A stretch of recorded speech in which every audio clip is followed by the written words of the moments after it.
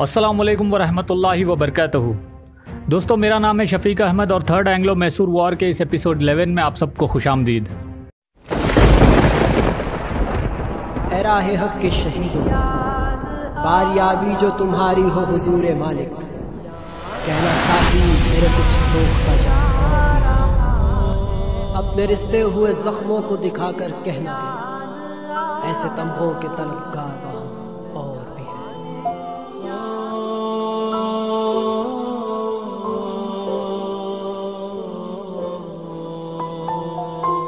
दोस्तों, आज की वीडियो में आप एक बहुत ही ख़ास बात जानोगे सुल्तान के बारे में, और शायद इस वाक़ये को भी बहुत ही कम लोग जानते हैं। चलिए वीडियो में आगे बढ़ते हैं। दोस्तों, जब कॉर्नवालिस ने बेंगलोर से निकल के श्रीरंगपट्टनम की तरफ आगे बढ़ा तो उसने कनकनाहल्ली की तरफ से रास्ता लिया था। कनकनाहल्ली आज के कनकापुरा के पास आता था। सुल्तान और उनकी फ़ौज ने श्रीरंगपट्टनम और बेंगलोर के बीच के सारे गांव खाली करवा दिए थे, इसलिए अंग्रेज़ों को किसी भी तरह की मदद नहीं मिल पाई। और साथ ही सुल्तान की फ़ौज की कई टुकड़ियों ने कई बार अंग्रेज़ों के लश्करों पर हमला किया और कई जगहों पर भी ज़मीन में ट्रैप्स बना दिए गए थे। अंग्रेज़ों ने जो गद्दारों का जाल फैलाया हुआ था, उसकी वजह से अंग्रेज़ फ़ौज सुल्तान के हाथ लगने से कई बार बची, और कभी हाथ लग भी जाती तो उस वक्त के कंडीशंस की वजह से अंग्रेज़ों को पूरी तरह से रोका ना जा सका। सुल्तान की सारी फ़ौज अब कई जगहों पे लड़ाइयाँ कर रही थी।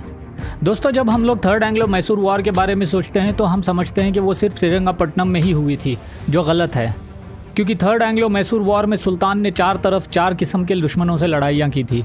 एक तरफ थे मराठा, दूसरी तरफ थे निज़ाम और तीसरी तरफ थे ब्रिटिश, और चौथी तरफ थे उनकी ही सल्तनत में मौजूद कुछ गद्दार। और इन्हीं गद्दारों की मदद से अंग्रेज़ किसी तरह से मई 13 को श्रीरंगपट्टनम से बस 10 किलोमीटर दूर अरकेरे के पास आके पहुंच गए।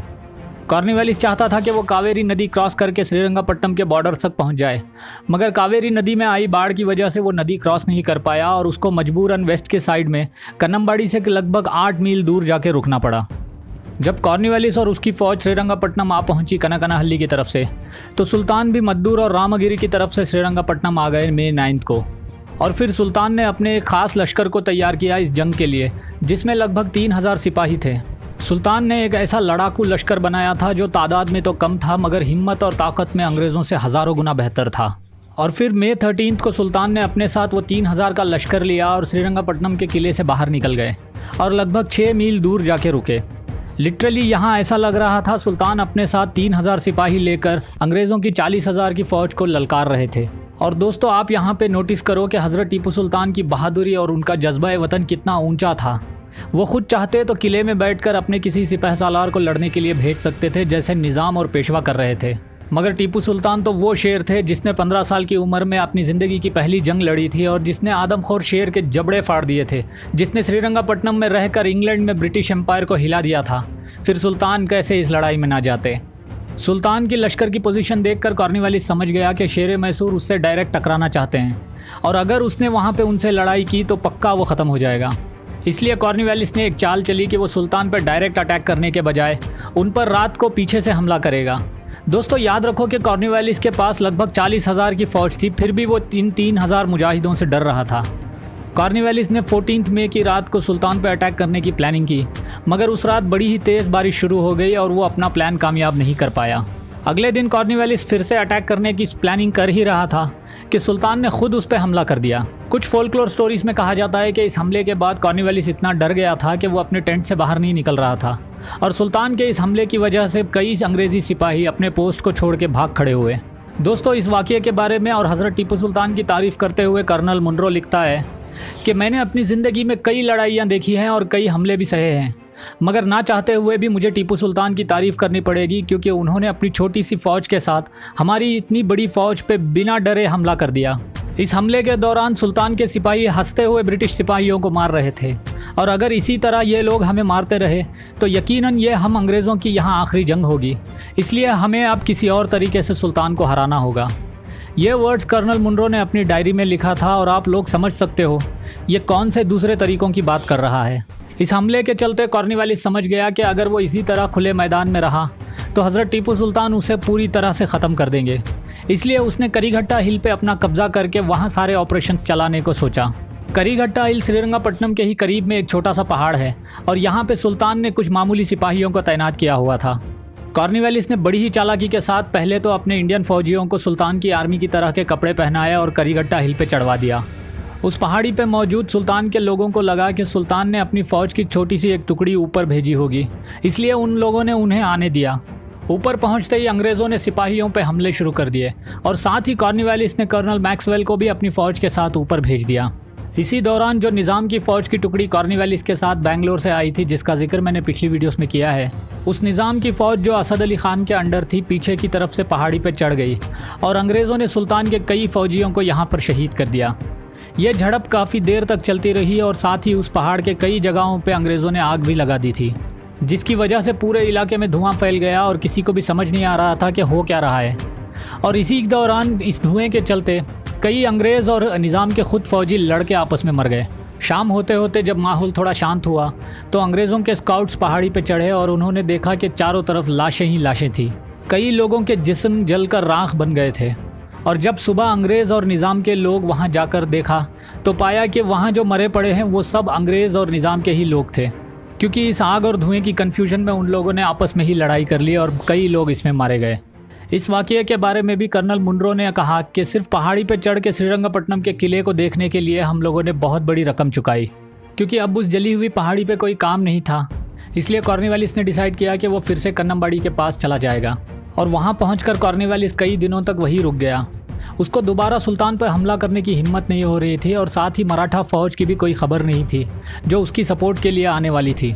कॉर्नवालिस और उसकी फ़ौज के पास खाने पीने का सब सामान ख़त्म हो गया था और ब्रिटिश कैंप की हालत ऐसी बन गई थी कि उन लोगों ने अपने घोड़े और बैलों को काट काट के खाना शुरू कर दिया था। अंग्रेज़ों ने इतने बुरे दिन कभी नहीं देखे थे, क्योंकि साथ ही साथ इंग्लिश कैंप में कई किस्म की बीमारियां भी फैल गई थी। कुछ कहानियों में यहाँ तक कहा जाता है कि अंग्रेज़ी फ़ौज इस जगह पर इतनी मजबूर और लाचार हो गई थी कि उन लोगों ने मरे हुए बासी जानवरों को तक खाना शुरू कर दिया था। इन हालातों के चलते कॉर्नवालिस समझ गया कि अब और इसी तरह पड़े रहे तो सुल्तान के उन पर हमला करने से पहले ही ये भूख उन्हें मार देगी। इसलिए कॉर्नवालिस ने अपनी और अपनी फ़ौज की जान बचाने के लिए मालाबार की तरफ भागने का हुक्म दिया और मई 21 को फ़ौज ने कन्नमबाड़ी की तरफ से मालाबार की तरफ निकल गए।